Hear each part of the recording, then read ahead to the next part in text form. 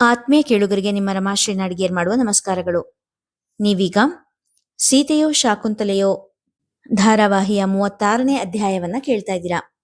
ಕತೆ ಪ್ರಾರಂಭ ಮಾಡೋದಕ್ಕೆ ಮೊದಲು ಯಾರ್ಯಾರು ಇನ್ನು ಚಾನೆಲ್ನ ಸಬ್ಸ್ಕ್ರೈಬ್ ಮಾಡ್ಕೊಂಡಿಲ್ಲ ಅವರೆಲ್ಲ ದಯವಿಟ್ಟು ಚಾನೆಲ್ನ ಸಬ್ಸ್ಕ್ರೈಬ್ ಮಾಡ್ಕೊಳ್ಳಿ. ಕಥೆಯನ್ನ ಲೈಕ್ ಮಾಡಿ, ಶೇರ್ ಮಾಡಿ, ಪ್ರೋತ್ಸಾಹಿಸಿ. ಈಗ ಕಥೆಯ ಮುಂದಿನ ಭಾಗಕ್ಕೆ ಹೋಗೋಣ. ಸ್ವಾತಿ, ಸ್ವಾತಿ, ಏನಾಯ್ತೆ ಅಮ್ಮ? ಸ್ವಲ್ಪ ನೀರು ತಂದ್ಕೊಡಮ್ಮ. ನೆಲಕ್ಕೆ ಒರಗಿದವಳ ಕಂಡು ಗಾಬರಿಯಿಂದ ಬಡಬಡಿಸಿದ ಸಂಜಯ್ ನೆಲದ ಮೇಲೆ ಕುಳಿತು ಅವಳ ತಲೆಯನ್ನು ತನ್ನ ತೊಡೆಯ ಮೇಲೆ ಇರಿಸಿಕೊಂಡ. ಆಹಾಹಾ, ಪೀನ್ ಭಿನ್ನಾಣಗಿತ್ತಿ, ಎಷ್ಟು ನಾಟಕ ಆಡ್ತಾಳೆ. ಮಗನಿಗೆ ಕೇಳಿಸಿದ ಹಾಗೆ ಗೊಣಗಿಕೊಳ್ಳುತ್ತಾ ಒಂದು ಲೋಟ ನೀರು ತಂದುಕೊಟ್ಟರು ವಿಜಯಮ್ಮ. ಸ್ವಾತಿ, ಸ್ವಾತಿ ಎಂದು ಕರೆಯುತ್ತಾ ಅವಳ ಅಂಗೈ ಉಜ್ಜುತ್ತಿದ್ದ ಸಂಜು ಅವಳ ಮುಖದ ಮೇಲೆ ನೀರು ಸಿಂಪಡಿಸಿದ. ಬೆಚ್ಚಿ ಕಣ್ಬಿಟ್ಟಳು ಸ್ವಾತಿ. ಅವಳ ಮುಖ ಬಳಲಿ ಹೋಗಿತ್ತು. ಸ್ವಾತಿ ಕಣ್ಣು ಬಿಟ್ಟ ಮೇಲೆ ನೆಮ್ಮದಿಯ ನಿಟ್ಟುಸಿರು ಬಿಟ್ಟ. ಬಾ ಸ್ವಾತಿ, ಸ್ವಲ್ಪ ಹೊತ್ತು ಮಲ್ಕೋ. ಅಮ್ಮ, ಒಂದು ಲೋಟ ಕಾಫಿ ಮಾಡ್ಕೊಡಮ್ಮ ಹೇಳುತ್ತಾ ಅವಳಿಗೆ ಆಸರೆ ಕೊಟ್ಟು ರೂಮಿನ ಒಳಗೆ ಕರೆದುಕೊಂಡು ಹೋದವನ ಕಂಡು ಮುಖ ಮುರಿದರು ವಿಜಯಮ್ಮ. ಏನ್ ಸೀಮ್ಯಾಗಿಲ್ದಿದ್ದ ಹೆಂಡತಿ ತಲೆ ಮೇಲಿಟ್ಕೊಂಡು ಮೆರೆಸ್ತಾನೆ, ಮುಂದಿದೆ ಅವನ ಕೈ ಕಚ್ಚುತ್ತೆ ಎಂದು ತಮ್ಮಲ್ಲೇ ಹೇಳಿಕೊಳ್ಳುತ್ತಾ ಒಂದು ಲೋಟ ಕಾಫಿ ಮಾಡಿ ತಂದರು. ಲೋಟ ಇಸಿದುಕೊಂಡ ಸಂಜಯ್, ನಂಗೆಲ್ಲಮ್ಮ ಕಾಫಿ ಎಂದು ಕೇಳಿದ. ನಿಂಗೆ ಇದು, ಕೈಲಿದ್ದ ಲೋಟ ತೋರಿಸಿದರು. ಮತ್ತೆ ಸ್ವಾತಿಗೆ ಸಂಜು ಕೇಳಿದಾಗ, 2 ಲೋಟ ಕಾಫಿ ಮಾಡೋಷ್ಟು ಹಾಲಿರಲಿಲ್ಲ, ಅದಕ್ಕೆ 1 ಲೋಟ ಮಾಡಿದ್ದೀನಿ. ಮಗುಗೊಂದು ಲೋಟ ಹಾಲು ಉಳಿದಿದೆ ಅಷ್ಟೆ ಎಂದರು. ಸ್ವಾತಿಯ ಬಳಲಿದ ಮುಖ ನೋಡಿದ ಸಂಜುವಿಗೆ ಅಯ್ಯೋ ಎನಿಸಿತ್ತು.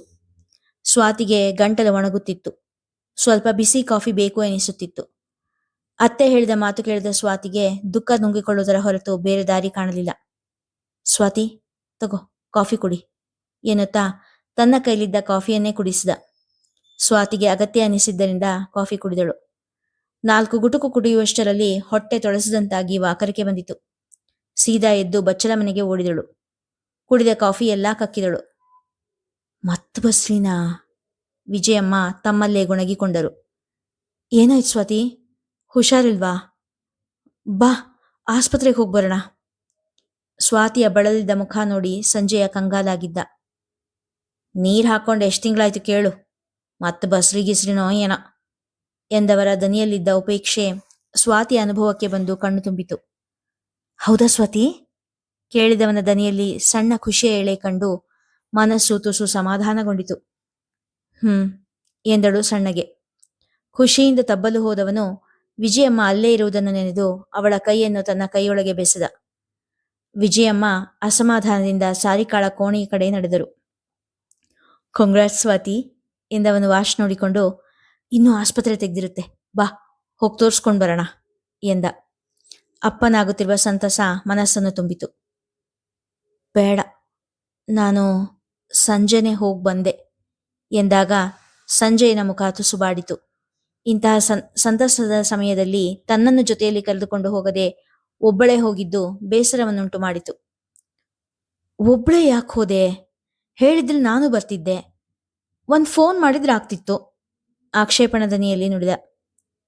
ಈ ವಿಷಯ ನಿಮಗೆ ಖುಷಿ ಕೊಡುತ್ತೋ ಇಲ್ವೋ ಅಂತ ನಂಗೆ ಗೊತ್ತಿರಲಿಲ್ಲ. ಮತ್ತೆ ಇದನ್ನು ತೆಗೆಸು ಅಂತ ಹೇಳ್ತೀರೇನೋ ಅಂತ ಎಂದು ಹೇಳಿ ನಿಲ್ಲಿಸಿದಳು. ಸ್ವಾತಿ ನೋವಿನ ದನಿಯಲ್ಲಿ ಕರೆದ. ಆಗ ಸ್ವಲ್ಪ ತೊಂದರೆ ಇತ್ತು, ಈಗ ಹಾಗಿಲ್ಲವಲ್ಲ? ನನ್ನ ಮೇಲೆ ಅಷ್ಟೂ ನಂಬಿಕೆ ಇಲ್ವಾ? ದನಿಯಲ್ಲಿ ನೋವಿನ ಛಾಯೆ. ಸ್ವಾತಿ ದೀರ್ಘವಾಗಿ ಅವನನ್ನು ನೋಡಿದಳು. ಆ ನೋಟ ಹೇಗ್ ನಂಬ್ಲಿ? ನನ್ನ ಮೊದಲು ಕನಸನ್ನ ಕೊಂದೋ ನೀನು ಎಂಬ ಮಾತು ಹೇಳಿದಂತನಿಸಿತು. ಮನಸ್ಸು ಚಡಪಡಿಸಿತು. ಅಲ್ಲಿ ಇರಲಾಗದೆ ಮನೆಯಿಂದ ಹೊರಗೆ ಬಂದ. ಅಂಗಳದಲ್ಲಿ ನಿಂತವನಿಗೆ ಯಾಕೋ ಸಮಾಧಾನ ಎನಿಸದೆ ಚಪ್ಪಲಿ ಮೆಟ್ಟಿ ಹೊರ ನಡೆದ. ಅವನಂತೂ ಗಂಡ್ಸು, ಅವನಿಗೆ ಗೊತ್ತಾಗಲ್ಲ, ನಿಂಗೂ ಗೊತ್ತಾಗಲ್ವಾ? ನಮ್ ಸಾರಿಕಾನ್ ನೋಡು, ಮದುವೆ ಆಗಿ 3 ವರ್ಷ ಆದ್ರೂ ಒಂದ್ ಸೈಟ್ ತಗೋವರೆಗೂ ನಮಗ್ ಮಗು ಬೇಡ ಅಂತ ತೀರ್ಮಾನ ಮಾಡ್ಕೊಂಡಿದ್ಲು. ಹಂಗೆ ನಡ್ಕೊಂಡ್ಲು. ತಂದು ಅಂತ ಒಂದ್ ಸೈಟ್ ಮಾಡೋವರೆಗೂ ಮಕ್ಳು ಬೇಡ ಅಂತ ತೀರ್ಮಾನ ಮಾಡ್ಕೊಂಡ್ಲು. ನೀನು ಮದುವೆ ಆಗಿ 2 ವರ್ಷ ಆಗೋದ್ರೊಳಗೆ 2 ಸಾರಿ. ಛೆ ಛೆ ಛೆ ಛೆ ಛೆ, ಹೆಣ್ಣು ಮಕ್ಕಳು ಇದರಲ್ಲೆಲ್ಲ ಬುದ್ಧಿವಂತರಾಗಿರ್ಬೇಕು. ಅಸಹನೆಯಲ್ಲೇ ನುಡಿದರು ವಿಜಯಮ್ಮ.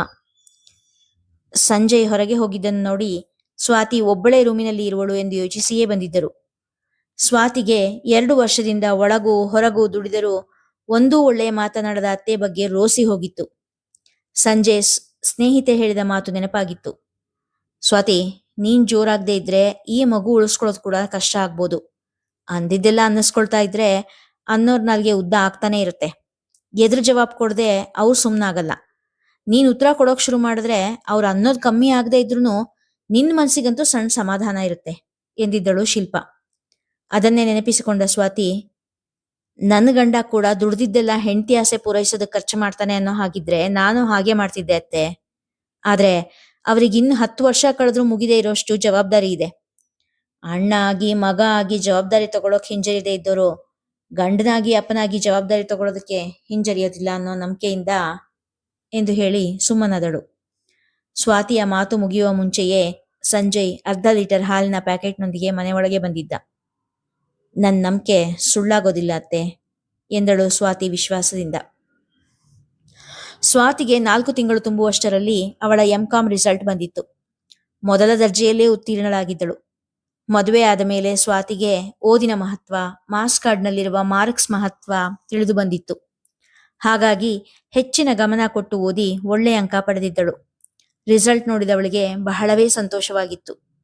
ಮೊದಲೇ ಹೀಗೆ ಓದಿನ ಬಗ್ಗೆ ಆಸಕ್ತಿ ವಹಿಸಿದ್ದರೆ ಎಂಬ ಆಲೋಚನೆಯೊಂದು ಮನದಲ್ಲಿ ಸುಳಿದು ಹೋಗಿತ್ತು.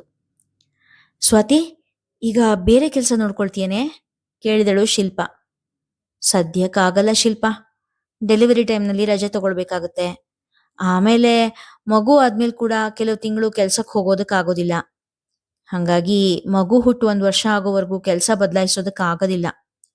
ನುಡಿದವಳ ಮನದಲ್ಲಿ ಕೆಲಸಕ್ಕೆ ಹೋಗದೇ ಇದ್ದರ ಆಗುವ ಆರ್ಥಿಕ ಅನಾನುಕೂಲದ ಬಗ್ಗೆ ಯೋಚನೆಯೂ ಇತ್ತು. ಸಂಜೆ ಮನೆಗೆ ಬರುವಾಗ ಸ್ವೀಟ್ ಹಿಡಿದು ಬಂದಿದ್ದಳು. ಸಂಜು, ರಿಸಲ್ಟ್ ಬಂತು, ಫಸ್ಟ್ ಕ್ಲಾಸಲ್ಲಿ ಪಾಸ್ ಆಗಿದ್ದೀನಿ ಎಂದು ಹೇಳುತ್ತಾ ಸ್ವೀಟ್ ಬಾಕ್ಸ್ ಅವನ ಮುಂದೆ ಹಿಡಿದಳು. ಓಹ್, ಕಾಂಗ್ರಾಟ್ಸ್ ಎಂದವನ ದನಿಯಲ್ಲಿ ಅಂತಹ ಉತ್ಸಾಹವೇನೂ ಇರಲಿಲ್ಲ. ತಾನು ಸ್ವಾತಿಗಿಂತ ಓದಿನಲ್ಲಿ ಹಿಂದೆ ಉಳಿದೆ ಎಂಬ ಬೇಸರವೊಂದು ಮನದಲ್ಲಿ ಮೂಡಿ ಮರೆಯಾಯಿತು. ತನ್ನದೇ ಖುಷಿಯಲ್ಲಿದ್ದ ಸ್ವಾತಿಗೆ ಸಂಜುವಿನ ಬೇಸರ ತಿಳಿಯಲಿಲ್ಲ. ದೀಪು, ಸ್ವಾತಿನ ಮತ್ ಭೇಟಿಯಾಗಿದ್ಯಾ? ಸಣ್ಣ ಹಿಂಜರಿಕೆಯಿಂದಲೇ ಕೇಳಿದರು ದೇವಿಕಾ. ಇಲ್ಲಮ್ಮ, ನಂಗೆ ಟೈಮ್ ಆಗಿಲ್ಲ, ನಾನೇನವಳು ನೋಡಕ್ ಹೋಗಿಲ್ಲ ಎಂದ ಸಂಜಯ್. ನೀವು ಬೇಕಾದ್ರೆ ಹೋಗಿ ನಿಮ್ಮ ಮಗಳು ನೋಡ್ಕೊಂಡು ಬನ್ನಿ, ಜಯಂತಿ ಸ್ವಲ್ಪ ಉದಾರಿಯಾಗಿ ಹೇಳಿದಳು. ಹೋಗ್ಲಾ ದೀಪು? ಆಸೆಯಿಂದ ಕೇಳಿದರು. ಸರಿ, ನಾಳೆ ನಾನು ಆಫೀಸಿಗೆ ಹೋಗ್ಬೇಕಾದ್ರೆ ನಿನ್ನನ್ನು ಅವ್ರ ಮನೆ ಹತ್ರ ಬಿಡ್ತೀನಿ, ವಾಪಸ್ ಬರ್ತಾ ಆಟೋ ಮಾಡ್ಕೊಂಡು ಬಾ, ಸುದೀಪ ಹೇಳಿದಾಗ ಬೇಕಾದ್ರೆ 1-2 ದಿನದ ಮಟ್ಟಿಗೆ ಅವಳನ್ನು ಕರ್ಕೊಂಡು ಬನ್ನಿ ಎಂದಳು ಜಯಂತಿ. ಜಯಂತಿಯ ಉದಾರವಾದ ಮಾತು ದೇವಿಕಾಳಿಗೆ ಸಂತೋಷ ತಂದಿತ್ತು. ಮಗಳು ಜಾತಿ ಬಿಟ್ಟು ಓಡಿ ಹೋಗಿ ಮದುವೆ ಆಗಿದ್ದರೂ ತವರಿಗೆ ಬಂದು ಹೋಗುವ ಅವಕಾಶ ಸಿಗುತ್ತಿರುವುದು ಅವರಿಗೆ ಎಷ್ಟೋ ನೆಮ್ಮದಿಯನ್ನು ತಂದಿತ್ತು. ಸ್ವಾತಿ ಗರ್ಭಿಣಿಯಾಗಿದ್ದರೂ ಮನೆಯ ಮತ್ತು ಆಫೀಸಿನ ಕೆಲಸದಲ್ಲಿ ಏನೂ ರಿಯಾಯಿತಿ ಸಿಕ್ಕಿರಲಿಲ್ಲ. ಬೆಳಗ್ಗೆ 5 ಗಂಟೆಗೆ ಕೆಲಸ ಶುರುವಾದರೆ ರಾತ್ರಿ 10-11ರವರೆಗೂ ಸ್ವಲ್ಪ ಕೂಡ ವಿಶ್ರಾಂತಿ ಇಲ್ಲದೆ ದುಡಿಯುತ್ತಿರುವುದೇ ಆಗಿರುತ್ತಿತ್ತು. ಮೊದಲು ಬೇಸರ ಪಟ್ಟುಕೊಳ್ಳುತ್ತಿದ್ದ ಸ್ವಾತಿ ಈಗೀಗ ತಾನು ಪಡೆದು ಬಂದದ್ದೇ ಇಷ್ಟು ಎಂದು ಹೊಂದಾಣಿಕೆ ಮಾಡಿಕೊಳ್ಳತೊಡಗಿದಳು. ಬೆಳಗ್ಗೆ ಏಳುತ್ತಿರುವಾಗಲೇ ವಿಜಯಮ್ಮ ಕೆಲಸದ ಪಟ್ಟಿ ಹಿಡಿದು ನಿಂತಿರುತ್ತಿದ್ದರು. ಒಂದಾದ ಮೇಲೊಂದು ಕೆಲಸ ಅವಳಿಗಾಗಿ ಕಾದು ಕುಳಿತಿರುತ್ತಿತ್ತು. ಆಫೀಸಿಗೆ ಹೋಗುವವರೆಗೂ ಅವರ ಪಟ್ಟಿ ಮುಗಿಯುತ್ತಿರಲಿಲ್ಲ. ಮತ್ತೆ ಬಂದ ಮೇಲೂ ಅದೇ ಕಥೆ. ಸಾರಿಕಾಳ ಬಾಣಂತನ ಇನ್ನು ನಡೆಯುತ್ತಲೇ ಇತ್ತು. ಅವಳ ಹಸಿ ಬಾಣಂತಿ ಪಟ್ಟ ಇನ್ನೂ ಮುಗಿದಿರಲಿಲ್ಲ. ಕೆಲಸ ಇರುವ ಸಮಯದಲ್ಲಿ ಮಗುವನ್ನು ಆಡಿಸಿಕೊಳ್ಳುತ್ತಾ ಕುಳಿತಿದ್ದವಳು ಸ್ವಾತಿ ಸ್ವಲ್ಪ ಬಿಡುವಾದಾಗ ಮಗುವನ್ನು ಅವಳ ಕೈಗೆ ಕೊಟ್ಟು, ಇಷ್ಟೊತ್ತೊಂದು ತನಕ ಮಗು ನೋಡ್ಕೊಂಡು ಸಾಕಾಗಿ ಹೋಗಿದೆ, ಕೂತು ಕೂತು ಬೆನ್ನೋವು ಎಂಬ ನೆಪ ಹೇಳಿ ಮಲಗಿ ಬಿಡುತ್ತಿದ್ದಳು.